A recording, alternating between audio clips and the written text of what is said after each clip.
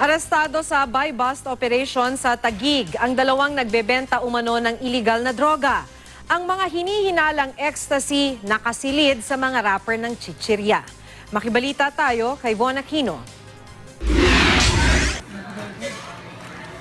Sa operasyon ng Taguig PNP Station Anti-Illegal Drugs, nabilhan ng pulis na nagpanggap na buyer at isa pang asset, sina Rene Rabino at Jennifer Vitanzos, ng 10 hinihinalang ecstasy na nagkakalaga ng 10,000 piso. Ginawa ang operasyon pasado alas 12 ng hating gabi sa isang restaurant at dito na rin inaresto ang dalawang suspect.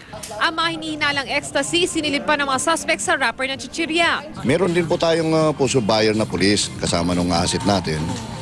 Nung nagkita-kita na sila, nag-abutan na sila ng items, yung pera at saka yung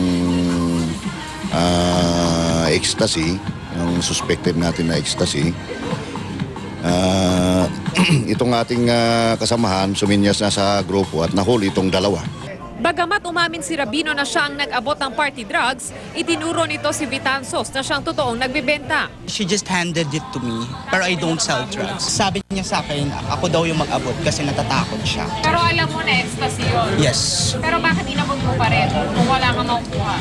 Eh kasi just for the sake of friendship. Nandun lang po ako, nakikinig lang ako, tapos bigla siyang lumapit. Ano sabi niya lumapit? Si Ren po. Tapos may pilit po siya inabot sa akin pera. Tapos? Yung inabot niya na po, ayun na po, bigla na pong maraming lumapit sa akin. Jen, we have a conversation. Wala po. Ikaw daw yung source ng drugs eh. Hindi po totoo yun.